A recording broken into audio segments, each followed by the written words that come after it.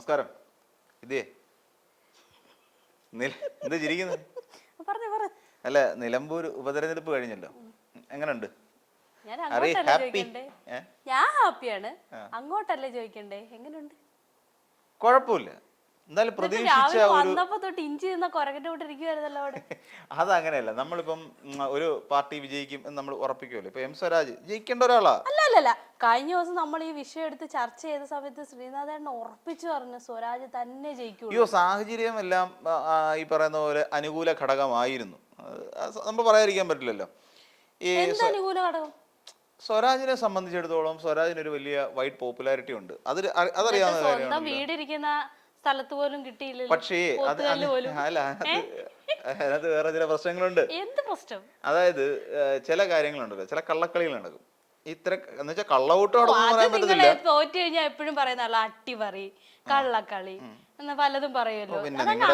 സമ്മതിക്കാതിരിക്കുന്നില്ല. ഞങ്ങൾ തോറ്റു, ഇടതുപക്ഷം തോറ്റു തുന്നമ്പാടി 11,000-ലധികം വോട്ടിന്റെ ഭൂരിപക്ഷത്തിൽ ഞങ്ങൾ തോറ്റു, സമ്മതിച്ചു. ഈ അട്ടിമറിയെ കുറിച്ചും ഈ അവഗണനയെ കുറിച്ചും ഒക്കെ നിങ്ങൾ കോൺഗ്രസ്സുകാർ പറയരുത്, അത് മോശമാ. എന്ന് വെച്ചാൽ ഞങ്ങൾ അട്ടിമറി ആരോപിച്ചിട്ടുണ്ടോ? ഇതുവരെ LDF എവിടെയെങ്കിലും അട്ടിമറി ആരോപിച്ചിട്ടുണ്ടോ?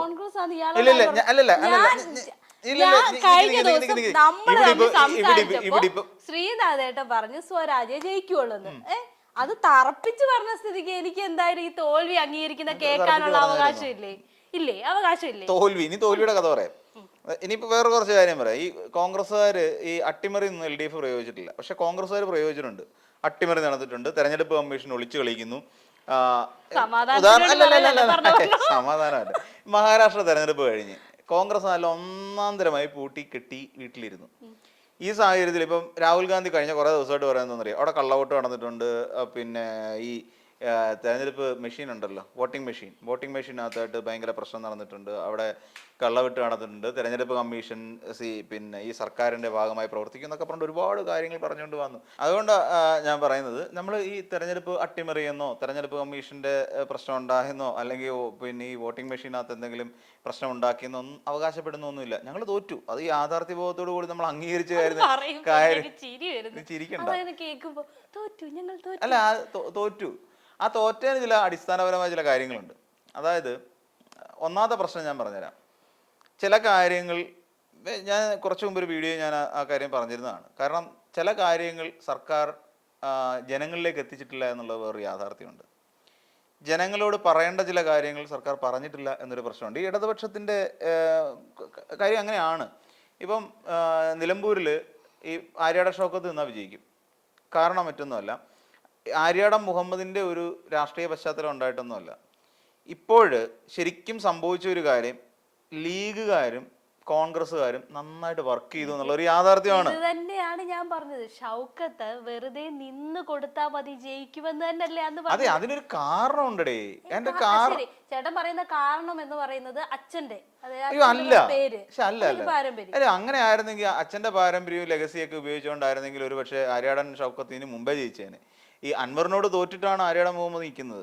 2016 നടന്ന തെരഞ്ഞെടുപ്പിൽ അന്ന് നിലമ്പൂരിൽ PV അൻവർ ഇടതുപക്ഷത്തിന്റെ സ്വതന്ത്ര സ്ഥാനാർത്ഥിയും ആര്യാടൻ ഷൗക്കത്ത് UDFന്റെ സ്ഥാനാർത്ഥിയായിരുന്നു.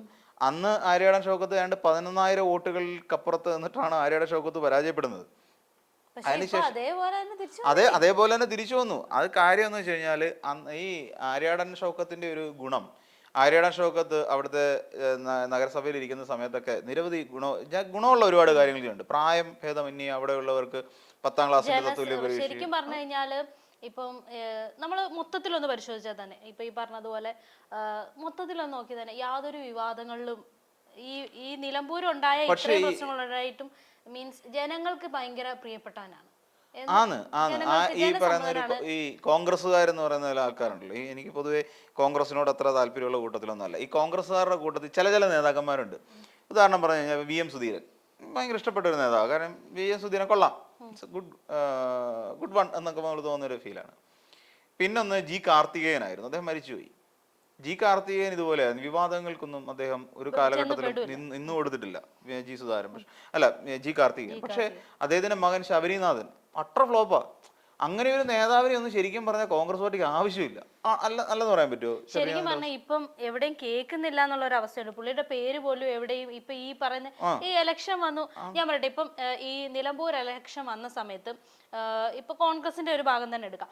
കോൺഗ്രസിന്റെ ഭാഗം എടുത്ത സമയത്ത് അത്യാവശ്യം കോൺഗ്രസിലുള്ള അത്യാവശ്യമുള്ള നേതാക്കളുടെ എല്ലാം പേരുകൾ എവിടെയെങ്കിലുമൊക്കെ ഒന്ന് സ്ട്രൈക്ക് ചെയ്തു പോയി, അല്ലെങ്കിൽ എവിടെയെങ്കിലുമൊക്കെ അവർ പറഞ്ഞു പോയ സംഭവമാണ്.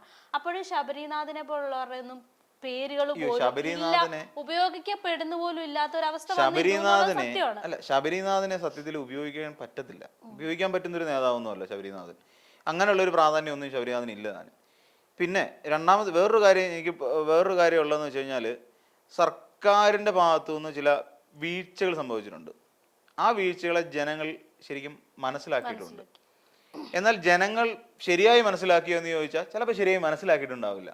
എന്നാൽ ഇതിനെ തിരുത്താനുള്ള വഴികൾ സർക്കാർ ചിന്തിച്ചില്ല, അത് ഇടതുപക്ഷം ചിന്തിച്ചില്ല. പണ്ട് നമ്മുടെ കുട്ടിക്കാലത്ത് ഈ വീടുകളിൽ ലഘുലേഖ കൊണ്ടുവരുന്നൊരു പരിപാടി ഉണ്ടായിരുന്നു.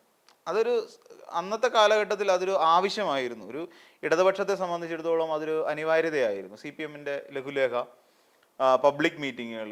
അതായത് ഇപ്പോൾ നമ്മൾ കവലപ്രസംഗം എന്ന് പറയുന്ന ഒരു സാധനം നമ്മുടെ നാട്ടിൽ അന്യമാണ്. അങ്ങനെ ഒന്നും ഇപ്പോൾ ഇല്ല. ശരിക്കും പറഞ്ഞു കഴിഞ്ഞാൽ സർക്കാരിൻ്റെ ചില പ്രോജക്റ്റുകൾക്ക് ജനങ്ങൾക്കുണ്ടാകുന്ന ചില കൺഫ്യൂഷൻസ് ഉണ്ട്.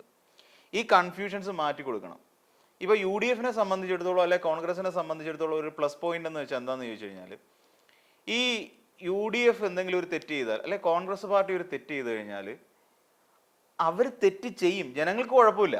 കാരണം എന്താ, UDF-നെ അറിയാം, അവരിങ്ങനൊക്കെ തന്നെ പ്രവർത്തിക്കൂ. അല്ലെ കോൺഗ്രസ് പാർട്ടി അഴിമതി പാർട്ടി, അവരങ്ങനെ ചെയ്യൂ എന്നൊരു തോന്നല് ജനങ്ങളുടെ മനസ്സിലുണ്ട്. CPM-നെ സംബന്ധിച്ചിടത്തോളം അങ്ങനല്ല. ഈ മാങ്ങയുള്ള മാവിലെ കല്ലെറിയ എന്ന് പറയുന്നൊരു സാധനം ഉണ്ടല്ലോ, അഴിമതി ഇല്ല എന്നല്ല പറയുന്നത്. ഇടതുപക്ഷം അഴിമതി കാണിക്കുമ്പോൾ ജനങ്ങൾക്ക് അത് ബുദ്ധിമുട്ടാണ്. ജനങ്ങളുടെ മനസ്സിൽ അതൊരു വേറൊരു വികാരമാണ്. ഇടതുപക്ഷം ഞങ്ങളുടെ സാധാരണക്കാരൻ്റെ പാർട്ടി ആയിരുന്നിട്ട് എന്തുകൊണ്ട് ഇങ്ങനെ കാണിക്കുന്നു എന്നൊരു ചോദ്യം വരും. സ്വാഭാവികമായിട്ടും അങ്ങനെ തന്നെയാണ്. ആ ചോദ്യത്തെ പ്രതിരോധിക്കാനും ആ ചോദ്യത്തിന് അവരെ സാറ്റിസ്ഫൈ ചെയ്യുന്ന, സാധാരണക്കാരെ സാറ്റിസ്ഫൈ ചെയ്യുന്ന ഉത്തരങ്ങൾ കണ്ടെത്താനും പാർട്ടിക്ക് കഴിഞ്ഞിട്ടില്ല. ഇപ്പം ഈ പറയുന്ന പോലെ SUC-യുടെ സമരം, SUC നടത്തിയ സമരം ഇത് മാത്രമായിരുന്നു. സൂസി അല്ലല്ലോ, ആശാവർക്കർമാരുടെ SUC നേതൃത്വം കൊടുത്തുകൊണ്ടാണ് അങ്ങനെ വന്നത്. ഇപ്പൊ ആശാവർക്കർമാരുടെ സമരം, കേരളം കണ്ട ആദ്യത്തെ ആശാവർക്കർമാരുടെ സമരമായിരുന്നില്ല ഇത്. ഇതിനു മുമ്പ് സമരം നടന്നിട്ടുണ്ട്. ഇവിടെ VS ശിവകുമാർ എന്ന് പറയുന്ന ഒരു മന്ത്രി ഉണ്ടായിരുന്നു. അദ്ദേഹം ആയിരുന്നു ശരിക്കും പറഞ്ഞ ആരോഗ്യവകുപ്പ് മന്ത്രി. അങ്ങ് ഒരു ആരോഗ്യവകുപ്പ് മന്ത്രിയെ കുറിച്ച് നിനക്കറിയോ? ശരിക്കും ചേട്ടൻ പറഞ്ഞു ഇതൊക്കെ നിലമ്പൂരിനെ എങ്ങനെ ബാധിക്കും? നിലമ്പൂരിനെ ബാധിച്ച വിഷയങ്ങളിൽ ഒന്ന് ആശാവർക്കർമാരുടെ സമരമായിരുന്നു. ആശാവർക്കർമാരുടെ സമരം നിലമ്പൂരിനെ ബാധിച്ചിട്ടുണ്ട്. ഇല്ല നമുക്ക് പറയാൻ പറ്റില്ല. എങ്ങനെ പറയാൻ പറ്റും ബാധിച്ചിട്ടുണ്ട്? ബാധിക്കാനുള്ള എല്ലാ നടപടികളും ചെയ്തു വെച്ചാരാ? UDF അല്ലേ ഈ പറയുന്നത്. ഞാൻ പറയട്ടെ, ഇപ്പൊ സ്വരാജ് എന്ന് പറഞ്ഞ സ്വരാജിനെ അവിടെ ആർക്കും അറിയാത്ത ഒരാളല്ല. ഇപ്പം നിലമ്പൂർ ഇലക്ഷൻ മീൻസ് ഡിക്ലറേഷൻ വന്ന സമയം തൊട്ട് രണ്ടും UDF-ഉം LDF-ഉം ഭയങ്കര സജീവമായിട്ട് തന്നെ മണ്ഡലത്തിലുണ്ടായിരുന്നു. എന്ന് വെച്ച് കഴിഞ്ഞാൽ ആര് എന്നുള്ള ഒരു കൺഫ്യൂഷന് വരെ എത്തിയ സമയമുണ്ട്. പക്ഷെ കോൺഗ്രസിനെ അല്ല UDF-നെ സംബന്ധിച്ചിടത്തോളം അവർക്ക് അവരുടെ വിജയം ഉറപ്പായിരുന്നു എന്ന് തന്നെ പറയാം. ഉറപ്പായിരുന്നു. അവർക്ക് ഷൗക്കത്ത് ഒന്ന് നിന്ന് കൊടുത്താൽ മതി, അവർ വിജയിക്കുമെന്ന് അവർക്ക് ഉറപ്പുണ്ടായിരുന്നു. പക്ഷെ അതേ ഉറപ്പ് തന്നെ ആർക്കും ഉണ്ടായിരുന്നു, സ്വരാജിനും ഉണ്ടായിരുന്നു. പക്ഷെ സ്വന്തം സ്ഥലത്ത് പോലെ പോത്തുകല്ലിൽ പോലും വിജയിക്കാൻ പറ്റിയില്ല. ആകെ നമുക്ക് ഒരിടത്ത് മാത്രമേ നമുക്ക് ജയിക്കാൻ പറ്റുള്ളൂ. ബാക്കി എല്ലാം ശരിക്കും തൂത്തുവാരി കൊണ്ടുപോയി എന്നുള്ള ഒരു അവസ്ഥ വന്നു. അപ്പൊ ഞാൻ ചോദിക്കുന്ന, ഈ ഇത്രയും വലിയൊരു ജനങ്ങൾക്കിടയിൽ ഇത്രയും വലിയൊരു വികാരം ഉണ്ടാക്കാൻ ഈ ആശാവർക്കർമാരുടെ പോലെ ഉള്ള ഒരു സമരത്തിന് എങ്ങനെ സാധിച്ചു എന്നാ ചേട്ടൻ പറയുന്നത്? ഉണ്ട്. ഇതിനകത്ത് ഒന്ന് രണ്ട് ഘടകങ്ങളുണ്ട്. ഒന്ന്, ആശാവർക്കർമാരുടെ സമരം അതൊരു ഘടകമാണ്. അതിനെ വേണ്ട വിധത്തിൽ ഉപയോഗിക്കാൻ UDF-ന് കഴിഞ്ഞു എന്നുള്ളതാണ്. വേണ്ട വിധത്തിൽ ആശാവർക്കർമാരുടെ സമരത്തെ ഉപയോഗിക്കാൻ കഴിഞ്ഞു.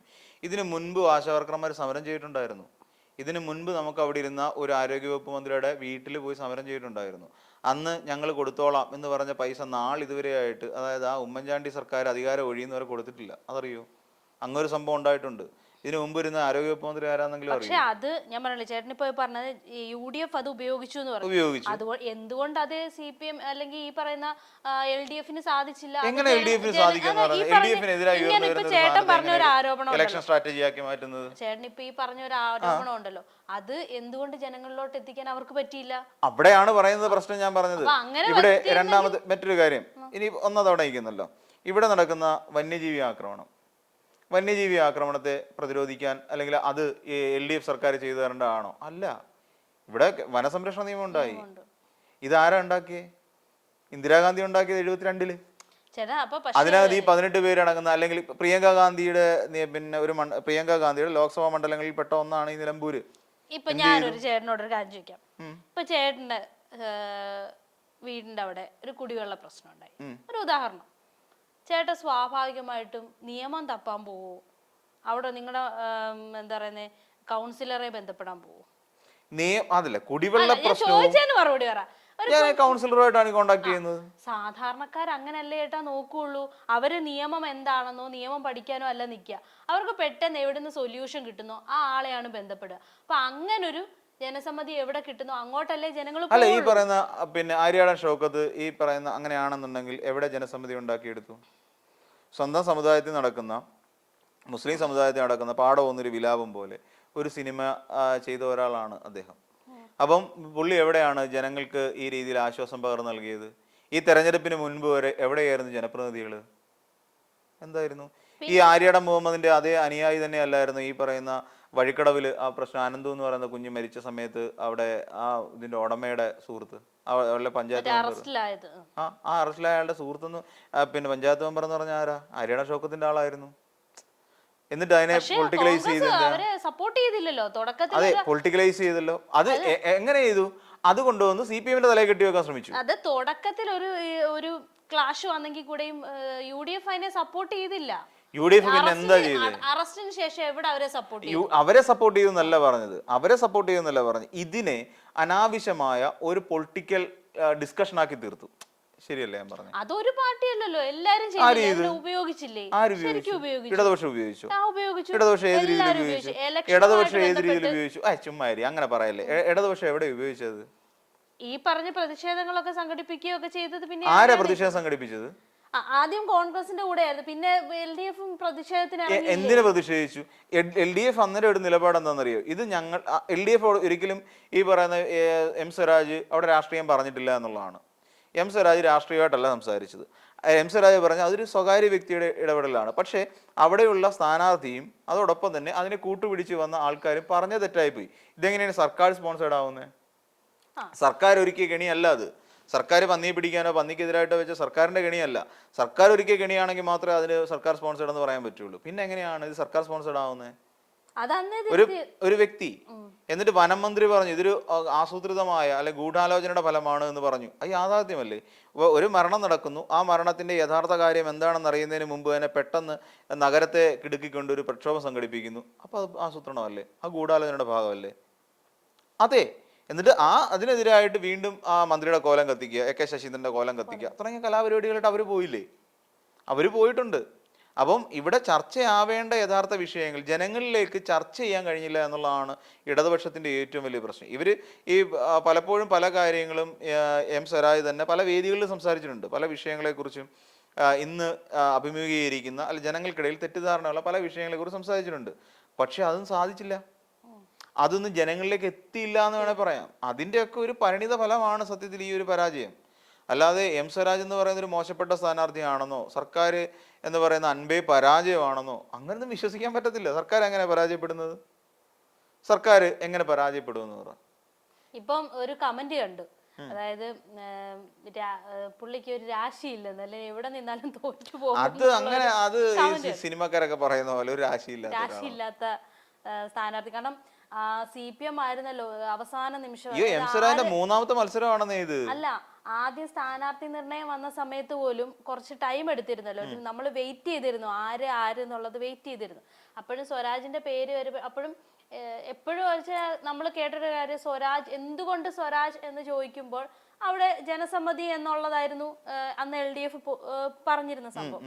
പക്ഷെ അത് അങ്ങനെ ഒരു ജനസമ്മതി ഉണ്ടായിരുന്നെങ്കിൽ അത് വേണ്ട വിധത്തിൽ ഇപ്പൊ ചേട്ടൻ പറഞ്ഞ പോലെ ഉപയോഗിക്കാൻ അവർക്ക് പറ്റിയില്ല, ഉപയോഗിക്കാൻ പറ്റാതെ പോയി. എങ്കിലും ശരി, തൊട്ട് പുറകെ തന്നെയുണ്ട്, ഷൗക്കത്തിന്റെ പുറകെ തന്നെയുണ്ട്. പക്ഷെ ഷൗക്കത്ത് 11,000 ചില്ലറ വോട്ടുകളാണ് നേടിയിരിക്കുന്നത്. അതേപോലെ തന്നെ ഇനി ഇതിനിടയിലൊരു കാര്യമുണ്ട്, നമ്മളൊരാളുടെ കാര്യം കൂടെ പറഞ്ഞ അൻവർ വിളിച്ച വോട്ട് കണ്ട. അൻവർ ഏകദേശം 20,000-ഓളം 19,947 അങ്ങനെ എന്തോ ഒരു ഫിഗറാണ് അൻവർ പിടിച്ചിരിക്കുന്ന വോട്ടെന്ന് പറഞ്ഞാൽ. അത് നിർണായക ഘടകമാണ്. ഈ അൻവർ പിടിച്ച വോട്ടുകൾ എവിടെ നിന്നുള്ള വോട്ടുകളാണ് എന്നുള്ളത് ശരിക്കും പറഞ്ഞാൽ ഇനി പഠിക്കണം. കാരണം ഇനി അത് മനസ്സിലാക്കേണ്ട കാര്യം 7-8 മാസം കൂടെ കഴിയുമ്പോഴത്തേക്കും അടുത്ത നിയമസഭാ ഇലക്ഷൻ വരുന്നുണ്ട്. അപ്പൊ ആ സമയത്തേക്ക് ശരിക്കും പറഞ്ഞാൽ നല്ലൊരു അപ്പോഴത്തേക്കല്ല, ഇന്ന് മുതൽ സ്റ്റഡി നടത്തണം. എവിടെ പാളി. അതിന് മുമ്പ് ഡിസംബറിൽ തദ്ദേശ സ്വയംഭരണ തെരഞ്ഞെടുപ്പ് വരുന്നുണ്ട്. പിന്നെ തദ്ദേശ സ്വയംഭരണ തെരഞ്ഞെടുപ്പ് എന്ന് പറഞ്ഞാൽ പക്ക ഈ പറയുന്ന പോലെ അതിനകത്തൊരു പൊളിറ്റിക്കൽ ഇതുണ്ടെന്ന് നമുക്ക് തോന്നുന്നില്ല. കാര്യം അത് പലപ്പോഴും ഈ ഒരു പ്രാദേശിക നേതൃത്വത്തിന്റെ വ്യക്തിപരമായ വോട്ടുകൾ, മനസാക്ഷി വോട്ടുകൾ എന്നൊക്കെ പറയുന്ന പോലെ വോട്ടുകളിലേക്ക് അത് സ്പ്ലിറ്റപ്പ് ചെയ്തു പോകും. പക്ഷേ 26 നടക്കാൻ പോകുന്ന പൊതുതെരഞ്ഞെടുപ്പിനെ സംബന്ധിച്ചിടത്തോളം അത് പക്ക രാഷ്ട്രീയമാണ്. അപ്പം സെമി ഫൈനൽ എന്ന് പറയുമ്പോൾ ഇടതുപക്ഷം തന്നെ ഇവർ തന്നെ UDF തന്നെ പറഞ്ഞ ചില കാര്യങ്ങൾ നോക്കാം. അതിനെ ഒരു സെമി ഫൈനലായിട്ടാണ് കാണുന്നത്. സെമി ഫൈനൽ ആണെന്നുണ്ടെങ്കിൽ ഇനി ഫൈനലാണ് വരാനുള്ളത്. ഫൈനലിൽ കളിക്കാൻ ഈ ടീമിനെ മതിയോ? ശരിക്കും പറഞ്ഞാൽ UDFന്റെ കോൺഫിഡൻസ് ഭയങ്കരമായിട്ട് കൂടി. UDFന്റെ കോൺഫിഡൻസിന്റെ ഒരു പ്രശ്നമുണ്ട്. ഇനിയിപ്പം അവിടെ പൊളിറ്റിക്സിൽ സംഭവിക്കാൻ പോകുന്ന ഒരുപാട് കാര്യമുണ്ട്. ഇതിനകത്ത് VD സതീശൻ ഇനിയൊരു ആർക്കും വെട്ടാൻ കഴിയാത്തൊരു നേതാവായി മാറും. എന്ന് വെച്ചാൽ എനിക്ക് ശേഷം പ്രളയം എന്ന് പറയുന്ന ഒരു അവസ്ഥയുണ്ടല്ലോ, ഈ ഒരു അവസ്ഥയിലേക്ക് VD സതീശൻ വളരും. അല്ലെങ്കിൽ ഇദ്ദേഹത്തിന്റെ കൂടെ നിൽക്കുന്ന VD സതീശനൊപ്പം നിൽക്കുന്ന ഒരു വിഭാഗം ആൾക്കാരുണ്ട്. അത് ഈ പറയുന്ന പോലെ രാഹുൽ മാങ്കൂട്ടത്തില്, ഷാഫി പറമ്പില്, PC വിഷ്ണുനാഥ് തുടങ്ങിയ ആൾക്കാരുണ്ട്. ഇവരൊക്കെ ഇദ്ദേഹത്തെ അങ്ങനെ ആ ഒരു തലത്തിലേക്ക് എത്തിക്കും. ഈ ഒരു തലത്തിലേക്ക് എത്തിച്ചു കഴിയുമ്പോൾ ഇവിടെ ഒരു വലിയ പ്രശ്നം നടക്കാൻ പോവാം. ഈ പറയുന്ന KC വേണുഗോപാൽ എന്ന് പറയുന്ന ഒരാളുണ്ട്. ഈ KC വേണുഗോപാലിനെ സംബന്ധിച്ചിടത്തോളം KC വേണുഗോപാൽ കേരളത്തിലേക്ക് വന്നത് ഒന്നും കാണാതല്ല. അതായത് ഇവിടെ അതുകൊണ്ട് തന്നെയാണ് കുറെ കാലം വേണ്ട വേണ്ട എന്നും പറഞ്ഞുകൊണ്ട് നിന്ന KC വേണുഗോപാൽ ഈ പറയുന്ന ലോക്സഭാ തെരഞ്ഞെടുപ്പിൽ UDF വലിയ വിജയം നേടിയ സാഹചര്യത്തിലും ഇവിടെ നമുക്കറിയാം 18 സീറ്റോളം UDF പിടിച്ചുകൊണ്ടുപോയി. ഈ സാഹചര്യത്തിൽ പോലും എന്തുകൊണ്ടാണ് സുധാകരൻ എന്ന് പറയുന്ന KPCC അധ്യക്ഷനെ പെട്ടെന്ന് അവിടെ നിന്ന് മാറ്റിയത്? ഈ പരാതിയെല്ലാം കേട്ടിട്ടാ. ഈ തെരഞ്ഞെടുപ്പ് കഴിഞ്ഞ് വന്ന പാടെ സുധാകരൻ അവിടെ നേരിട്ട് കണ്ട് KCയോട് പറഞ്ഞു ഞാൻ രാജിവെക്കുമെന്ന് പറഞ്ഞു. എന്നിട്ട് പോലും പിന്നെ സുധാകരനെ വീണ്ടും ഒഴിവാക്കി. ദീപാദാസ് മുൻഷി ആരായിരുന്നു? ദീപാദാസ് മുൻഷി ഇവരുടെ ഒരു ആള് തന്നെയല്ലായിരുന്നു, ഒരു നിരീക്ഷകയായിട്ട് വന്ന. അപ്പൊ പുള്ളിക്കാരിയും ഇതിന് ചൂട്ടുപിടിച്ചു. അങ്ങനെ ചൂട്ടുപിടിച്ചു കഴിഞ്ഞപ്പം സുധാകരൻ എന്ന് പറയുന്ന ഒരു ശല്യം ഒഴിഞ്ഞു മാറി. സുധാകരൻ ഒഴിഞ്ഞു മാറി കഴിഞ്ഞപ്പം അവിടെ സ്പേസ് വന്നു. ആ സ്പേസിലേക്ക് KC വേണുഗോപാൽ വന്നു. അപ്പൊ KC വേണുഗോപാലിന്റെ അടുത്ത ലക്ഷ്യം എന്ന് പറഞ്ഞു കഴിഞ്ഞാൽ എങ്ങനെയെങ്കിലും മുഖ്യമന്ത്രി ആവുക എന്നുള്ളതാണ്. കാര്യം ഈ ലോക്സഭ പെട്ടെന്നുള്ള ലാൻഡിങ് ആയിരിക്കും, അത് ഉറപ്പല്ലേ. അപ്പൊ അങ്ങനെ വരുമ്പോഴാണ് വലിയൊരു സ്ഫോടനം ഈ പിന്നെ കോൺഗ്രസിനകത്ത് നടക്കാൻ പോകുന്നത്. VD സതീശൻ വരുമോ, KC വേണുഗോപാൽ വരുമോ, ഇങ്ങനെ ഒരു പ്രശ്നം വരും. ഈ വിജയത്തിന്റെ ക്രെഡിറ്റ് ആർക്ക്? ഇവിടെ ഒരു വലിയ ചർച്ച നടക്കും. ഈ വിജയത്തിന്റെ ക്രെഡിറ്റ് ആർക്കാണ്? VD സതീശന് കൊടുക്കണോ, KC വേണുഗോപാലിന് കൊടുക്കണോ? അപ്പം VD സതീശൻ ഇപ്പൊ പറഞ്ഞിരിക്കുന്നത് തുടങ്ങി. നമുക്കറിയാം ഒരു കാര്യമുണ്ട്. ഇപ്പൊ പൊതുവെ എന്ന് വെച്ച് കഴിഞ്ഞാൽ ഇപ്പൊ കോൺഗ്രസിനിടയിലേക്ക് ഈ കോൺഗ്രസ് നേതൃത്വത്തിനിടയിലാണെങ്കിലും അണികൾക്കിടയിലാണെങ്കിലും എന്ത് ചർച്ച വന്നാലും അത് പുറത്തു വരും. മീൻസ് ഇപ്പൊ മറ്റുള്ള പാർട്ടി എന്തിന് NDA പോലും എടുത്തോട്ടെ, അവർക്കുള്ളിൽ നടക്കുന്ന അവർക്കുള്ളിലിരിക്കും. LDF എടുത്താലും അവർക്കുള്ളിൽ എന്തൊക്കെ നടക്കുന്നുണ്ടെങ്കിലും അവിടെ ഇരിക്കും. അതിന് പുറത്തോട്ട് ആ ഒരു ഈ പറയുന്ന മതിൽ കെട്ടിയിട്ടേക്കുവാണെങ്കിൽ ആ മതിലിന് പുറത്തോട്ട് വരത്തില്ല. പക്ഷെ UDF എന്ന് പറഞ്ഞു കഴിഞ്ഞാൽ ഉള്ള ഒരു ഇതെന്ന് പറഞ്ഞു കഴിഞ്ഞാൽ അവർക്കുള്ളിൽ എന്ത് നടന്നാലും അവർ ആൾക്കാർ തന്നെ ഇത് പുറത്തോട്ട് വിടും. അപ്പൊ ഈ പുറത്ത് കൊണ്ടുവരുമ്പോൾ ഉള്ളൊരു പ്രശ്നം എന്ന് പറഞ്ഞു കഴിഞ്ഞാൽ എന്താ പറയാ, ഇതങ്ങ് ആളിക്കത്തും. ഒരു വിഭാഗം അങ്ങനെ, ഒരു വിഭാഗം ഇനി ഇതിലൊന്നും പെടാത്ത മറ്റൊരു വിഭാഗം ആവും. പിന്നെ അതുമേ ചർച്ചയാവും. പിന്നെ അത് കുറച്ചു നാൾ ഇങ്ങനെ ഇപ്പൊ ചേട്ടൻ ആദ്യം പറഞ്ഞൊരു സംഭവം ഉണ്ടല്ലോ, അതായത് ജനങ്ങൾക്കറിയാം ഇങ്ങനെയാണ് UDF എന്ന് ചേട്ടൻ പറഞ്ഞ സംഭവത്തിൽ അതിനകത്ത് ഇതൊരു ഫാക്ടറാണ് ഇല്ലേ?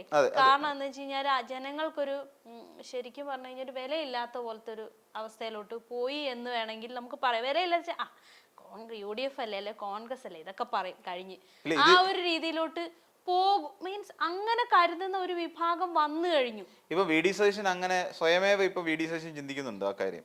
ഒന്ന് ഉമാ തോമസ്, അതായത് നമ്മുടെ PT തോമസ് മരിച്ചു കഴിഞ്ഞ സമയത്ത് അദ്ദേഹത്തിന്റെ ഭാര്യയെ നിർത്തി വിജയിപ്പിച്ചു. അത് പുള്ളിയുടെ ക്രെഡിറ്റില്ല. ഉമ്മൻചാണ്ടി മരിച്ച സമയത്ത് ഉമ്മൻചാണ്ടിയുടെ മകനെ നിർത്തി വിജയിപ്പിച്ചു. പുതുപ്പള്ളി സിറ്റിംഗ് സീറ്റ് പിടിച്ചു. അത് കഴിഞ്ഞിട്ട് പാലക്കാട് ഉപതെരഞ്ഞെടുപ്പ് നടന്ന സമയത്ത് പാലക്കാട് ഉപതെരഞ്ഞെടുപ്പിൽ രാഹുൽ മാങ്കൂട്ടത്തെ നിർത്തി വിജയിപ്പിച്ചു. അപ്പോൾ രാഹുൽ മാങ്കൂട്ടം അന്ന് സതീഷിന്റെ നോമിനിയാണെന്ന് പറഞ്ഞെങ്കിലും അവിടെ വിജയിപ്പിക്കാൻ പറ്റി. ഇപ്പൊ അതെ നാലാമത്തെ ബൈ ഇലക്ഷനാണ്. നാലാമത്തിൽ അഞ്ചാമത്തെ ബൈ ഇലക്ഷൻ, അതിൽ മറ്റേ സിറ്റിംഗ് സീറ്റാ പോയത്. നാലാമത്തെ ബൈ ഇലക്ഷനിൽ വന്നപ്പോൾ ഇടതുപക്ഷത്തിന്റെ സീറ്റ് പിടിച്ചു. അപ്പൊ അതൊരു ക്രെഡിറ്റ് ആയി. അപ്പം ഈ വി ഡി സതീശൻ പ്രതിപക്ഷ നേതാവായിരിക്കുന്ന സമയത്ത് പാർട്ടി നേരിട്ടിട്ടുള്ള UDF നേരിട്ടിട്ടുള്ള എല്ലാ ഉപതെരഞ്ഞെടുപ്പുകളിലും ഒരു സീറ്റ് ഒഴികെ ബാക്കി 4 വിജയം കണ്ടെത്താൻ സാധിച്ചു. ഇത് വലിയ ക്രെഡിറ്റ് തന്നെ. ഇത് ഇയാള് സ്വയമേവ, അല്ലെങ്കിൽ ഈ കുറെ വാഴ്ത്തുപാട്ടുകാർ വരും. അപ്പൊ ഈ വാഴ്ത്തുപാട്ടുകാരെല്ലാം കൂടെ ഇതെടുത്തിട്ടങ്ങ് ഊതിപ്പെരുപ്പിച്ച് കഴിയുമ്പോൾ ഓപ്പോസിറ്റ് നിൽക്കുന്ന ഇപ്പൊ രമേശ് ചെന്നിത്തല, ഇനി രമേശ് ചെന്നിത്തലയ്ക്ക് ഇനി ഒരു അംഗം കൊടുക്കത്തില്ല അവര്. പിന്നെ കെ മുരളീധരൻ മങ്ങി തുടങ്ങി. പിന്നെ കെ മുരളീധരനെ അവർ ഒതുക്കും. കെ മുരളീധരനെ പണ്ടേ ഒതുക്കിയതാ. ഇനി ഒതുക്കാൻ വേറെ പുതിയ ഐഡിയാസ് ഇപ്പൊ കൊണ്ടുവരും. ഈ വട്ടിയൂർക്കാവ് നിർത്തി നൈസായിട്ട് തോപ്പിക്കും. ഇവിടെ പിന്നെ നേമത്ത് നിന്ന് തോറ്റുപോയതല്ലേ. അപ്പം ഇങ്ങനെ തോപ്പിക്കാൻ പറ്റുന്നിടത്തോളം ആൾക്കാരെ തോപ്പിച്ച് നിർത്തും. KC വേണുഗോപാൽ എടുക്കാൻ മാത്രമുള്ള തന്ത്രം വലിക്കാത്തത്. KC വേണുഗോപാലും ഈ പറയുന്ന ഒരു ബറ്റാലിയൻ ഉണ്ടാക്കി വെച്ചിട്ടുണ്ട്. ഈ 2 ഗ്രൂപ്പുകൾ ഇങ്ങനെ ശക്തമായി നിൽക്കുകയാണ്. അപ്പൊ അതിൻ്റെ ഇടയ്ക്കാണ് ഞാൻ ഇത്രയും തെരഞ്ഞെടുപ്പ് വിജയിപ്പിച്ച ഒരാളാണ് എന്ന് പറഞ്ഞിട്ട് ഈ പറയുന്ന വി ഡി സതീശൻ വരുന്നത്. അപ്പം അവിടെ സ്വാഭാവികമായിട്ട് തർക്കം നടക്കും. ഈ പിന്നെ നിലമ്പൂർ അല്ലല്ലോ, നിലമ്പൂർ എന്ന് പറഞ്ഞാൽ ഇപ്പൊ നമ്മൾ പരിഗണിക്കുമ്പോൾ ഒറ്റ മണ്ഡലമേ ഉള്ളൂ. ഈ ഒരു മണ്ഡലത്തിൽ മാത്രമല്ല, വരുന്ന 70-ലധികം മണ്ഡലങ്ങൾ വിജയിക്കണം.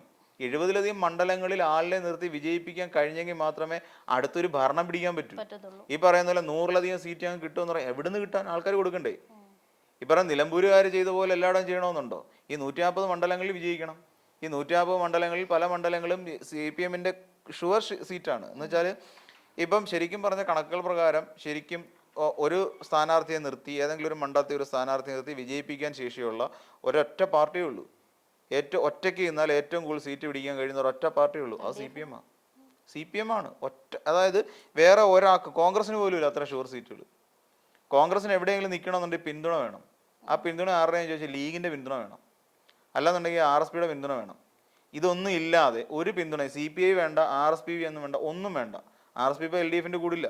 ഒരു പിന്തുണ ഇല്ലാതെ എല്ലാ സീറ്റുകളിലും മത്സരിപ്പിക്കാൻ, സീറ്റുകൾ വിജയിപ്പിക്കാൻ കഴിവുള്ള ഒരൊറ്റ പാർട്ടിയെ കേരളത്തിലുള്ളൂ. അത് CPM ആണ്. അതിനപ്പുറത്തേക്ക് വേറൊരു പാർട്ടി വന്നിട്ടില്ല, അതിന് വരാനും പോകുന്നില്ല. ഈ പറയുന്ന പോലെ കോൺഗ്രസ്സുകാർക്ക് ജയിപ്പിക്കാൻ പറ്റുമോ? കോൺഗ്രസ് ജയിക്കണമെന്നുണ്ട്. കോൺഗ്രസ് തന്നെ കഴിഞ്ഞാൽ വെറും ഈ ഉമ്മൻചാണ്ടിയെ കയറിയത് എങ്ങനെ? വെറും 14 സീറ്റിൻ്റെയൊക്കെ പിൻബലത്തിലാണ് കയറുന്നത് കോൺഗ്രസ് എന്നുള്ള വഴി. അപ്പോൾ ഈ ഏറ്റവും കൂടുതൽ കേവല ഭൂരിപക്ഷം CPM-ന് ഒറ്റയ്ക്ക് പിടിക്കാൻ പറ്റും. അത്ര ശക്തമായ അടിത്തറയുള്ള സംഘടനാ ബലമുള്ള ഒരു പാർട്ടിയാണ്. ഇപ്പൊ തോറ്റുപോയതിന്റെ തോറ്റുപോയി എന്ന് പറഞ്ഞിട്ട് അല്ലല്ല അങ്ങ് തോറ്റുപോയി എന്ന് പറഞ്ഞിട്ട് CPM LDF തളരത്തില്ല. ഒരു തോൽവിയുടെ പുറത്ത് ഒരു LDF-കാരൻ എങ്ങും തളർന്നിരുന്നിട്ടില്ല. ഈ ഷൗക്കത്തിന്റെ വിജയമായല്ലോ. അപ്പൊ ഇതിനകത്ത് പറയേണ്ട ഒരു സംഭവമുണ്ട്. അതായത് ചാണ്ടിയുമ്മന്റെ അത് വെച്ചാൽ ഇങ്ങനെ ഒതുക്കി കളഞ്ഞ ഒരു വാർത്തയാണ്. അത് ശരിക്കും പറഞ്ഞാൽ ഒതുങ്ങിപ്പോയ ഒരു വാർത്തയാണ്. കാരണം പുള്ളി ഒരു 3000 വീടുകളോളം കയറി ഇറങ്ങി പ്രചരണം നടത്തി. കാരണം അത് വലിയ വാർത്താ പ്രാധാന്യം ഒന്നും നേടിയില്ല. അപ്പൊ ഇപ്പുറത്തെ ഓപ്പോസിറ്റ് രാഹുൽ മാങ്കൂട്ടോ ഷാഫി പറമ്പിലും റീൽസുകൾ എടുത്ത് നടന്നു എന്നും പറഞ്ഞിട്ടുള്ള ഒരു സംഭവമുണ്ട്. പക്ഷെ ഈ ചാണ്ടിയുമ്മന്റെ ഒരു പ്രവർത്തനം എനിക്ക് അക്കാര്യത്തില് ചാണ്ടിയുമ്മൻ എന്ന് പറയുന്നത് നമ്മൾ കോൺഗ്രസ് ചേരി അല്ലേ എന്നൊക്കെ പറഞ്ഞാലും ഉമ്മൻചാണ്ടിയുടെ നമുക്ക് എല്ലാവർക്കും തോന്നുന്ന ഒരു അടുപ്പമുണ്ട്. അതേപോലെ നമുക്ക് തോന്നാൻ സാധ്യതയുള്ള നേതാക്കൾ ഒരാളാണ് ഈ ചാണ്ടിയുമ്മൻ. ചാണ്ടിയുമ്മനെ ശരിക്കും കോൺഗ്രസ്സുകാര് ഇല്ലാതായിക്കൊണ്ടിരിക്കുക. സത്യസന്ധമായി പറഞ്ഞു കഴിഞ്ഞാൽ ഈ ചാണ്ടിയുമ്മൻ ഒരു സ്പേസ് കൊടുക്കത്തില്ല ഇവര്. ഇപ്പൊ ചാണ്ടിയുമ്മനോട് കൊണ്ടുവന്നു ഏതെങ്കിലും ഒരു, ഞാനിപ്പോൾ വെല്ലുവിളിച്ചോണ്ട് ചോദിക്കുക, ഏതെങ്കിലും ഒരു യുവ നേതാവിന് കേരളത്തിലെ കോൺഗ്രസ് പാർട്ടിക്കകത്തുള്ള ഇപ്പൊ CPM-മാരോട് പറഞ്ഞാൽ അവർ ചെയ്യും, അവർ പുട്ടുപോലെ ചെയ്യും, അത് വേറൊരു കാര്യം. ഏതെങ്കിലും കോൺഗ്രസിലുള്ള ഒരു യുവ നേതാവിന് ഇതുപോലെ 3000 പോട്ടെ ഒരു 500 വീട് കയറാൻ താൻ ചങ്കൂറ്റമുണ്ടോ? ഒരു 500 വീട്. ഈ പറയുന്ന രാഹുൽ മാങ്കൂട്ടത്തിനെ വെല്ലുവിളിക്കുന്നു, ഷാഫി പറമ്പിലിനെ വെല്ലുവിളിക്കുന്നു, PC വിഷ്ണുവിനെ വെല്ലുവിളിക്കുന്നു. ചാണ്ടിയുമ്മൻ ചെയ്ത പോലെ നാടന്ന് കയറി വീട്ടിൽ കയറി പ്രവർത്തനം നടത്താൻ ചങ്കുറപ്പുണ്ടോ? ഒരുത്തനും നിൽക്കത്തില്ല, ഒരാൾക്കും പറ്റത്തില്ല. ഈ പറയുന്ന ചാണ്ടിയുമ്മൻ വളർന്നു വന്നാൽ ഈ നിൽക്കുന്ന കുറെ ബെൽറ്റ് ഉണ്ടല്ലോ, ഈ വി ഡി സതീശന്റെ ശിങ്കിടികൾ എന്ന് പറയുന്ന ബെൽറ്റ് ഇവർക്ക് ദോഷമാണ്. അതുകൊണ്ടാണ് ചേട്ടൻ പറഞ്ഞത് അടിച്ചിരുത്തിയേക്കോ ചാണ്ടിയുമ്മനെ. കാര്യം ഇവര് ചാണ്ടിയുമ്മൻ വളർന്നു വന്നു കഴിഞ്ഞാൽ ഈ പറയുന്ന എല്ലാ എണ്ണത്തിനും പ്രശ്നമാണ്. ഈ നിരന്നിരിക്കുന്ന കൂട്ടത്തിൽ ചാണ്ടിയുമ്മൻ 1-ാം സ്ഥാനത്തുണ്ടാവും. പുള്ളിയുടെ മണ്ഡലത്തിൽ തന്നെ പലയിടത്തും ഒഴിവാക്കുന്നുണ്ട് ഈ കോൺഗ്രസ്സുകാർ തന്നെ. എന്ന് വെച്ചാൽ ചാണ്ടിയുമ്മൻ അത്രയ്ക്ക് നല്ലൊരു നേതാവാണ്. അച്ഛൻ്റെ എല്ലാ ഗുണങ്ങളും കിട്ടിയിട്ടുണ്ടോയെന്ന് പുള്ളിക്ക് പ്രവർത്തിക്കാനുള്ള സ്പേസ് കൊടുത്തിട്ടില്ല, ഒന്നാമത്തെ കാര്യം. പിന്നെ കോൺഗ്രസ്സുകാർ തഴഞ്ഞിടുകയാണ്. ഇദ്ദേഹം പിന്നെ മഹാരാഷ്ട്ര തെരഞ്ഞെടുപ്പിൽ ചുമതല കിട്ടി പോയ ഒരാളാണ് ചാണ്ടി ഉമ്മൻ. മഹാരാഷ്ട്ര തെരഞ്ഞെടുപ്പിൽ പോയി, പുള്ളി കോൺഗ്രസ്സുകാരുടെ എന്നല്ല പടം എടുത്തത്, അവിടുത്തെ CPM സ്ഥാനാർത്ഥിയോട് വന്ന് പടം എടുത്ത് ഇട്ടു.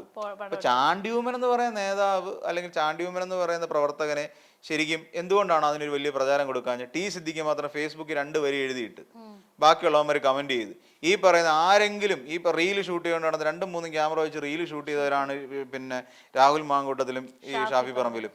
ഒരു റീൽ എടുത്തിട്ടായിരുന്നു, ഒരു റീൽ എടുത്തിട്ട്. ഇല്ല, ഞാൻ പറഞ്ഞില്ലേ, അത് ഞാൻ ആദ്യമേ പറഞ്ഞൊരു സംഭവം എന്ന് വെച്ച് കഴിഞ്ഞാൽ നമ്മളത് ഇവിടെയെങ്കിലും നമ്മൾ പറയണം. കാരണം എന്ന് വെച്ച് കഴിഞ്ഞാല് ഒരുപാട് നമ്മൾ ഈ പറയുന്ന 3000 വീഡിയോകൾ എന്നൊക്കെ പറഞ്ഞാൽ നിസ്സാരമാണോ? നിസ്സാരമല്ല.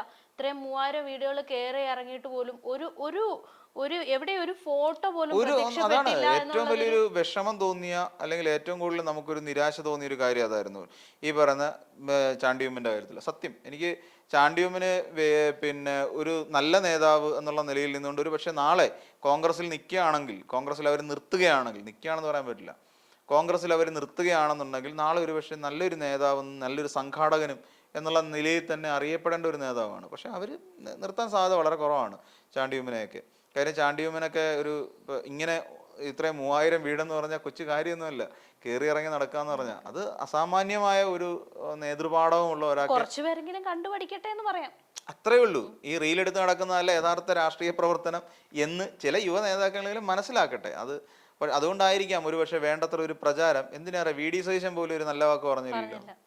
അല്ലെ, അതൊക്കെയാണ് നമുക്കുണ്ടാകുന്ന ചില പ്രശ്നങ്ങൾ. അല്ലെങ്കിൽ പറയാം പിന്നെ ഇങ്ങനെ വന്നിരുന്നു, ആരെങ്കിലും ഉണ്ടോ? ഒരു വെല്ലുവിളി പോലെ പറഞ്ഞാൽ മതിയല്ലോ. 3000 വീട് കയറിയ ഞങ്ങളുടെ നേതാവുണ്ട് എന്ന് പറയാൻ എപ്പോഴെങ്കിലും ഒരു നാക്ക് വളച്ചിട്ട് ആ ചാണ്ടിയുമ്മനെ കുറിച്ച് ഒരു നല്ല വാക്ക് പറഞ്ഞു? ഇല്ല. ടി സിദ്ദിഖ് മാത്രമേ ഉള്ളൂ എന്തെങ്കിലും ഒന്ന് എഴുതിയിട്ടത്. അത് മറ്റേതെങ്കിലും പാർട്ടിയാണ്, അവരുടെ ഏതെങ്കിലും പ്രവർത്തകരാണെന്നുണ്ടെങ്കിൽ ഒരു പക്ഷേ CPM ആയിരുന്നെങ്കിൽ എത്ര റീൽ ഇറക്കിയെന്നറിയോ? മുഖ്യമന്ത്രി കൃത്യമായിട്ട് പറഞ്ഞ ഇന്ന ആളെന്ന് പേരെടുത്ത് പറഞ്ഞേനെ. സ്വരാജ് പറയത്തില്ലായിരുന്നോ? ഈ ഷൗക്കത്ത് പറഞ്ഞോ ചാണ്ടിയുമ്മനെ കുറിച്ചൊരു വാക്ക്? സ്വരാജ് പറയും, സ്വരാജ് ചേർത്ത് നിർത്തിക്കൊണ്ട് പറയും. അതാണ് ഈ പറയുന്ന പോലെ സംഘാടന മികവിനെ അംഗീകരിക്കാനുള്ള ഒരു മനസ്സ്. ആ മനസ്ഥിതി ഉള്ളതുകൊണ്ടാണ് ഒരുപക്ഷെ ഏറ്റവും മികച്ച ഒരു സംഘടനാ ശൈലി ഒരുപക്ഷെ ഇടതുപക്ഷത്തിനുണ്ടായത്. ഇതിപ്പോൾ നിലമ്പൂരിലെ മാത്രം സംഭവമാണ്. ഈ നിലമ്പൂരിലെ ഒരു തെരഞ്ഞെടുപ്പ് വെച്ചിട്ട് നമുക്കിതിനെ സെമിഫൈനൽ എന്നൊക്കെ വിശേഷിപ്പിക്കാൻ കഴിയില്ല. കാരണം യഥാർത്ഥ ഫൈനൽ നടക്കാൻ പോകുന്നേ ഉള്ളൂ. ആ ഫൈനലിലാണ് ശരിക്കും ഈ പറയുന്ന പോലെ 70-ലധികം സീറ്റുകൾ നേടി കേവല ഭൂരിപക്ഷത്തോടു കൂടി നിന്നാൽ മാത്രമേ ഒരു ഭരണം പിടിക്കാൻ കഴിയും. അപ്പോഴും എനിക്ക് എത്ര ദിവസമായി? 13 ദിവസം എന്ന് പറഞ്ഞാൽ കേരളം മൊത്തം ഈ നിലമ്പൂരായിരുന്നു സംസാരം. അതെ, നിലമ്പൂർ സ്വരാജ് വന്ന് മത്സരിച്ചു തന്നെയാണ് നിലമ്പൂർ ചർച്ചയിൽ വരാനുള്ള കാരണം. അല്ലാതെ ഷൗക്കത്തോ പിന്നെ അൻവറോ ഒന്നും മത്സരിച്ചാൽ അത്രത്തോളം ചർച്ചയൊന്നും വരുന്നില്ല. പക്ഷെ അൻവറിനെ നമുക്ക് അങ്ങനെ നിസ്സാരമായിട്ട് തള്ളിക്കളയില്ല. കുറെ പോക്കറ്റുകളിൽ ഏതൊക്കെയോ ചില മേഖലകളിൽ അൻവർ നല്ല അടി അടിച്ചിട്ടുണ്ട്. പിന്നെ ഇപ്പോഴത്തെ നമുക്ക് വേറൊരു കാര്യം കൂടെ പരിഗണിക്കേണ്ടി വരും. കഴിഞ്ഞ ദിവസം തലേ ദിവസം തന്നെ ഇന്നലെ തന്നെ നമ്മുടെ ഇങ്ങേര് പറഞ്ഞത് മോഹൻ ജോർജ് പറഞ്ഞ ഒരു പരാമർശമുണ്ട്. കാര്യം കോൺഗ്രസിലേക്ക് BJP വോട്ടുകൾ പോയിട്ടുണ്ട് എന്നുള്ള വിവരം അദ്ദേഹം പറയുകയും ചെയ്തിട്ടുണ്ട്. ആ സാഹചര്യം കൂടെ നമ്മൾ പരിഗണിക്കേണ്ടി വരും. കാര്യം BJP വോട്ടുകളുടെ ചോർച്ചയുണ്ടായി എന്നുള്ളത് വളരെ വ്യക്തമാണ്. വോട്ടിൽ നല്ല കാര്യമായ കുറവുണ്ട്. കഴിഞ്ഞ തവണത്തെ നേടിയ 15,000 വോട്ടുകൾ പോലും ഷുവർ വോട്ടുകളുള്ളതാണ് BJPക്ക്. ആ വോട്ടുകളൊക്കെ എവിടെ പോയി എന്നൊരു ചോദ്യം വരും. അപ്പം അങ്ങനെയും ചില പ്രശ്നമുണ്ട്. അത് അൻവറിന് പോയിട്ടുണ്ടോ? LDFൽ എന്തായാലും വോട്ട് ചോർച്ച ഉണ്ടായിട്ടുണ്ടാവാം. അപ്പം അങ്ങനെ ഒരുപാട് സംശയങ്ങൾ ഇപ്പോഴും ഉണ്ട്. അതുകൊണ്ട് ഈ വിജയത്തെ ഒരു സെമി ഫൈനൽ എന്നൊക്കെ വിളിക്കാൻ കഴിയുമോ എന്നുള്ളതാണ്. ഇതൊരു ഒറ്റ മണ്ഡലത്തിലെ ഒരു ഉപതെരഞ്ഞെടുപ്പ്. അങ്ങനെയൊന്നുമില്ല. ഇതൊരു ഒറ്റ മണ്ഡലത്തിലെ ഉപതെരഞ്ഞെടുപ്പ് മാത്രമാണ്. ശരിക്കുള്ള മത്സരം, ശരിക്കുള്ള പൂരം വരുന്നേ ഉള്ളന്നേ. ശരിക്കുള്ള പൂരം ശരിക്കും ഒരാളായിട്ട് പറയല്ല. അപ്പൊ നമ്മള് NDA കുറിച്ച് അധികം പറഞ്ഞില്ലെങ്കിൽ കൂടെയും ഇനി വരാൻ പോകുന്ന ഇലക്ഷനിൽ ഈ പറയുന്ന അവര് സെമി ഫൈനലായിട്ടാണ് അവര് കാണുന്നത്, നമ്മളല്ലെങ്കിലും അവര്. അപ്പം നല്ലപോലെ എല്ലാവരും വർക്ക് ചെയ്യട്ടെ. നല്ല ഒന്നാന്തരം ഒരു രാഷ്ട്രീയ മത്സരം നടക്കട്ടെ. ഇനിയും പിണറായി വിജയനെതിരെ കത്തിക്കാൻ എന്തെങ്കിലും ഉണ്ടെങ്കിൽ അവർ കത്തിച്ചിട്ട് അത് എങ്ങനെ ജനങ്ങളിലേക്ക് എത്തും, ജനങ്ങളിലേക്ക് കൂടുതൽ വിശ്വാസ്യത എത്തിക്കാൻ ഒരു സർക്കാർ ശ്രമിക്കണം. സർക്കാർ സംവിധാനങ്ങൾ ഷൗക്കത്തിന്റെ വിജയം പിന്നെ തീർച്ചയായും രാഷ്ട്രീയമായി ചിന്തിക്കുമ്പോൾ വിജയത്തെ നമ്മൾ അംഗീകരിക്കുക. അല്ല, നമ്മൾ രാഷ്ട്രീയമായിട്ടാണെങ്കിൽ വിജയത്തെ നമ്മൾ അംഗീകരിച്ചു കൊടുക്കണം. ഏതൊരു രാഷ്ട്രീയ പാർട്ടി വിജയിച്ചാലും അത് വിജയമാണെങ്കിൽ നമ്മൾ അംഗീകരിക്കണം. അത് നല്ല 15,000-ത്തിന്റെ ഭൂരിപക്ഷം എന്ന് പറഞ്ഞാൽ നല്ല ഭൂരിപക്ഷം തന്നെയാണ്, അതിനെ അംഗീകരിക്കുന്നു. പക്ഷേ ഇടതുപക്ഷത്തിനുണ്ടായ വീഴ്ചകളെ ഇടതുപക്ഷം ശരിയായി മനസ്സിലാക്കുകയും പഠിക്കുകയും വേണം. പഠിച്ചിട്ട് അടുത്ത വരാൻ പോകുന്ന തെരഞ്ഞെടുപ്പിനെ വളരെ ഗൗരവത്തോടു കൂടി കാണണം. അതാണ്, ഗൗരവത്തോടെ കണ്ടിട്ട് തലത്തിലാണ് പ്രശ്നമുണ്ടായെങ്കിൽ സംഘടനാ തലത്തിലുള്ള ആ ഒരു പ്രശ്നങ്ങളെ മറികടക്കുക. ഇനി അതല്ല നേതൃത്വ തലത്തിൽ എന്തെങ്കിലും വിഷയങ്ങളുണ്ടെങ്കിൽ ഇപ്പം എം വി ഗോവിന്ദൻ മാഷിന്റെ പ്രസ്താവന അടക്കം അത്തരത്തിലുള്ള പ്രസ്താവന ഇതിനു മുമ്പ് നമുക്ക് അങ്ങനെ പണി കിട്ടിയിട്ടുണ്ട്. ഇ.പി. ജയരാജന്റെ പ്രശ്നങ്ങൾ ഇതിനു മുമ്പ് നമുക്കുണ്ടായിട്ടുണ്ട്. അവസാന നിമിഷം വന്നിട്ട് അല്ല അങ്ങനെ ഒന്ന് രണ്ട് വിഷയങ്ങൾ അതിനൊക്കെ കൂച്ചുവിലം കിടണം. അതും ബാധിച്ചിട്ടില്ല. അല്ല അതൊരിക്കലും അത് ഇ.പി. ജയരാജൻ ഒറ്റയ്ക്കെടുത്തതല്ല. അത് ചില മാധ്യമങ്ങളും ചില പ്രസാധകരും എല്ലാം കൊണ്ട് ചേർന്ന് ഒത്തുകളിയാണ് നടത്തി. അല്ലെന്നുണ്ടെങ്കിൽ ഒരിക്കലും ഞാനൊന്ന് ആലോചിച്ചു, ഞാൻ പലപ്പോഴും അന്ന് ചിന്തിച്ചു നോക്കിയിട്ടുണ്ട്. ഒരു കറ തീർന്ന ഗോവിന്ദന്റെ പ്രസ്താവന ഇതിനെ ഈ തെരഞ്ഞെടുപ്പിനെ ഒട്ടും ബാധിച്ചിട്ടില്ലെന്നാണോ ചേട്ടൻ പറയുന്നത്? ബാധിച്ചിട്ടുണ്ട്. അങ്ങനെയല്ല ഞാൻ പറഞ്ഞത്. ഇപ്പം ഞാൻ പലപ്പോഴും ഇ.പി. ജയരാജന്റെ പുസ്തകം റിലീസ് ചെയ്തു എന്നും പറഞ്ഞുകൊണ്ട് വാർത്ത പ്രചരിക്കുന്ന സമയത്ത് ഞാൻ പലപ്പോഴും ചിന്തിച്ചിട്ടുണ്ട്, അടിയുറച്ച കണ്ണൂരിലെ അടിയന്തരാവസ്ഥ കാലത്തൊക്കെ നന്നായി ചവിട്ടും തൊഴിയൊക്കെ കൊണ്ട് മരിച്ചുപോയി എന്നും പറഞ്ഞുകൊണ്ട് റോഡിൽ തള്ളിയിട്ട് പോയ ഒരാളാണ് ഈ പറയുന്ന ഇ.പി. ജയരാജൻ. പോലീസുകാരെ കളഞ്ഞിട്ട് പോവാണ്. കാര്യം എന്താ, ഡെഡ് ബോഡിയാണ് എന്ന് പറഞ്ഞിട്ട് പോയ ഒരാൾ അവിടെ നിന്ന് ഉയർത്തെഴുന്നേറ്റ് വന്ന ഒരു നേതാവ് കട്ടൻ ചായയും പരിപ്പോടെയും ഒരു കമ്മ്യൂണിസ്റ്റുകാരന്റെ ജീവിതം എന്നും പറഞ്ഞിട്ട് ഒരു ആത്മകഥ എഴുതത്തില്ല.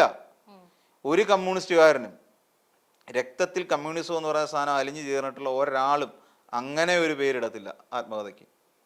കാരണം അവർക്ക് പറയാനുള്ള കഥ എന്ന് പറഞ്ഞാൽ ഒരു കട്ടൻ ചായയുടെ പരിപ്പോടയുടെ കഥയല്ല. കമ്മ്യൂണിസ്റ്റുകാരനെ സംബന്ധിച്ചിടത്തോളം അതിനപ്പുറത്തൊരു ജീവിതമുണ്ട്. ഈ പറയുന്ന ഞാൻ ഇ കെ നയനാരുടെ ആത്മകഥ വായിക്കുന്ന സമയത്ത് അദ്ദേഹം ഒളിവിൽ പോയൊരു കഥ പറയുന്നുണ്ടായിരുന്നു. അതിൽ അദ്ദേഹം ഒരു പാറപ്പുറത്ത്, ഒളിവിലാണ്, പാറപ്പുറത്ത് കിടക്കുന്ന ഒരു സമയം, പാറപ്പുറത്ത് കിടന്ന് ഉറങ്ങുന്ന സമയത്ത് അദ്ദേഹത്തിൻ്റെ ശരീരത്തിലൂടെ ഒരു പാമ്പിഴഞ്ഞ് കയറുന്നു. ഇ കെ നയനാർ അനങ്ങിയില്ല. അതിങ്ങനെ ആ ശരീരത്തിലൂടെ ഇഴഞ്ഞിഴഞ്ഞിഴഞ്ഞ് കയറി. അപ്പം ഇ കെ നയനാർ എഴുതിയിട്ടുണ്ട്, അതിൻ്റെ വായിലേക്ക് കയറുമോ എന്ന് ഞാൻ പേടിച്ചു. അപ്പോൾ അത്രത്തോളം ഈ ശരീരത്തിലൂടെ ആ പാമ്പ്, നല്ല തണുത്ത പാമ്പാണ്, അതിങ്ങനെ ശരീരത്തിലൂടെ ഇഴഞ്ഞു പോയി അതിൻ്റെ വാല് ശിരസിൽ നിന്ന് പോകുന്നവരെ അതേ കിടപ്പ് കിടന്നു. അത്രത്തോളം ത്യാഗം സഹിച്ച വലിയ കമ്മ്യൂണിസ്റ്റുകളുള്ള ഒരു നാടാണ്. അപ്പം അങ്ങനെ ത്യാഗം സഹിച്ച ഒരു കമ്മ്യൂണിസ്റ്റുകാരനും അത്ര സമരവീര്യം ഉൾക്കൊണ്ട ഒരു കമ്മ്യൂണിസ്റ്റുകാരനും ഒരിക്കലും ഒരു കട്ടൻ ചായയും പരിപ്പൂടെയും ഒരു കമ്മ്യൂണിസ്റ്റുകാരൻ്റെ ജീവിതം എന്ന് പറഞ്ഞൊരു പേര് ഒരു ആത്മകഥയ്ക്ക് കൊടുക്കത്തില്ല. കാരണം അവർക്ക് അതിനും അപ്പുറത്തുള്ള ഒരു വലിയ സമരത്തിൻ്റെ, വലിയ ത്യാഗത്തിൻ്റെ, ഒരുപാട് അടി കൊണ്ടതിൻ്റെ, ചവിട്ട് കൊണ്ടതിൻ്റെയൊക്കെ ഒരുപാട് കഥകൾ പറയാനുണ്ട്. അപ്പോൾ അതുകൊണ്ട് പിന്നെ ഇങ്ങനൊരു പേര് വന്നത് തന്നെ അതിനകത്ത് ദുരൂഹം തന്നെയാണ്. ഒരിക്കലും ഇ.പി. ജയരാജനെ പോലെ ഒരാൾ അങ്ങനെ ചെയ്യില്ല. അതല്ല ഞാൻ പറയുന്നത്, ഗോവിന്ദന്റെ ഈ പറയുന്ന RSS ബന്ധത്തിന്റെ ഒരു അത് ഒരു പക്ഷേ അത് ബാധിച്ചിട്ടുണ്ടാവാം. ഈ അവസാന നിമിഷം ഇടതുപക്ഷക്കാരെ അത് വേദനിപ്പിച്ചിട്ടുണ്ടാവാം. ബാധിക്കുന്ന ഇടതുപക്ഷത്ത് തന്നെ ഉള്ളവരെ പലരെയും വേദനിപ്പിച്ചിട്ടുണ്ടാവും. കാരണം അതിന്റെ അന്ന് ജനതാ പാർട്ടി ആയിട്ടാണെന്ന്, ജനസംഘമായിട്ടില്ല, ജനതാ പാർട്ടി ആയിട്ടാണ് അന്ന് കൈകൊടുത്തതിന്റെ പ്രധാനപ്പെട്ട കാരണം അന്ന് മൊറാർജി ദേശായിയെ പ്രധാനമന്ത്രിയാക്കുന്നതിന് വേണ്ടിയിട്ടൊരു നീക്കം നടത്താനാണ്. അന്ന് പറയുന്ന പോലെ അന്ന് കോൺഗ്രസ് പാർട്ടി രണ്ടായിട്ട് പിരിഞ്ഞായിരുന്നു. ഒന്ന് ഒരു എന്ന് പറയുന്ന ഗ്രൂപ്പ് ഉണ്ടായിരുന്നു. അന്ന് സംഘടനാ കോൺഗ്രസ്, ഓർഗനൈസേഷൻ എന്ന് പറയുന്നൊരു ഗ്രൂപ്പ് ഉണ്ടായിരുന്നു. ആ സംഘടനാ കോൺഗ്രസ് പിന്നെ ജനതാ പാർട്ടിയുടെ കൂടെ കൈകൊടുത്താണ്. പിന്നീട് അന്ന് ഈ ജനസംഘവും അതുകൂടെ RSSന്റെ ഒരു ആവിർഭാവത്തോടു കൂടിയാണ് പലപ്പോഴും അതിൽ നിന്ന് CPM തന്നെ പിൻവലിഞ്ഞ് മാറിയത്. അല്ലാതെ ഈ പറയുന്ന ഒരുപാട് കോൺഗ്രസ്സുകാർ തന്നെ ഉൾപ്പെട്ട ഒരു വലിയ ഗ്രൂപ്പ് ഉണ്ടാക്കാൻ വേണ്ടി, ഒരു പൊളിറ്റിക്കൽ മൂവ്മെന്റ് ഉണ്ടാക്കാൻ വേണ്ടിയിട്ട് ഇന്ദിരാഗാന്ധിയെ താഴെ ഇറക്കാനും മൊറാർജി ദേശായി അവിടെ പ്രധാനമന്ത്രിയാക്കാനും വേണ്ടിയിട്ട് നടത്തിയ ഒരു നീക്കമായിരുന്നു അത് അദ്ദേഹം പറഞ്ഞു വന്നപ്പോൾ പലതും തെറ്റിദ്ധരിക്കപ്പെടുകയും പിന്നെ എം വി ഗോവിന്ദൻ മാഷിൻ്റെ ഒരു സംസാര ശൈലിയുണ്ടല്ലോ, പലർക്കും തെറ്റിദ്ധാരണ ഉണ്ടാക്കുകയും ചെയ്തു. പിന്നെ ഇങ്ങനെ എം വി ഗോവിന്ദൻ മാഷ് ഇങ്ങനെ ഒരു വാക്ക് പറഞ്ഞു കഴിഞ്ഞപ്പോഴേക്കും ആൾക്കാരെല്ലാം കൂടെ അതിനെ എടുത്തിട്ട് അങ്ങ് പൊലിപ്പിച്ചു. അതിനെ ഒരു ഇലക്ഷൻ അപ്പോഴത്തേക്ക് ഇവിടെ വന്നു കഴിഞ്ഞപ്പോൾ ജമാഅത്ത് ഇസ്ലാമിയുടെ കൂട്ടുപിടിച്ചിരിക്കുന്ന UDF-ന് CPM-നെ അടിക്കാൻ ഒരു വടിയായി, BJP ഇടതുപക്ഷത്തിൻ്റെ യോജിപ്പായി, ഇതെല്ലാം കൂടെ കൂടിച്ചേർന്ന് വന്നിട്ടാണ് പോകുന്നത്. അല്ലാതെ അത് മാറ്റം ഉണ്ടാക്കിയിട്ടുണ്ട്. കാര്യം പാർട്ടി എപ്പോഴും മതേതര പാർട്ടി എന്നുള്ള നിലയിൽ നിന്നുകൊണ്ട് കാണുന്ന BJP-യുമായിട്ട് സംഘപരിവാർ അജണ്ടകളുമായിട്ട് സന്ധിയില്ലാത്ത സമരം പ്രഖ്യാപിച്ചിരിക്കുന്ന ഒരു പാർട്ടിയെ സംബന്ധിച്ചിടത്തോളം അങ്ങനെ ഒരു പേരുദോഷം ഉണ്ടാക്കുന്നത് പാർട്ടി പ്രവർത്തകർക്കോ പാർട്ടി അനുഭാവികൾക്ക് പോലും അത് ഉൾക്കൊള്ളാൻ കഴിയുന്നതല്ല. പാർട്ടി വിശ്വാസികളെ സംബന്ധിച്ചിടത്തോളം അത് വലിയ തെറ്റ് തന്നെയാണ്. അത് മാപ്രഹിക്കാത്ത തെറ്റാണ്. അത് വേദനയാണ്. ആ വേദന ആ തെരഞ്ഞെടുപ്പിനെ ബാധിച്ചിട്ടുണ്ടാവാം. അപ്പം അതിനൊക്കെ ഒരു മാറ്റം ഉണ്ടാവണം. അത്രയേ ഉള്ളൂ ഇതിനകത്തുള്ള കാര്യങ്ങൾ. നമുക്കിരിക്കാം വേറെ വിഷയങ്ങളൊക്കെ ആയിട്ട്.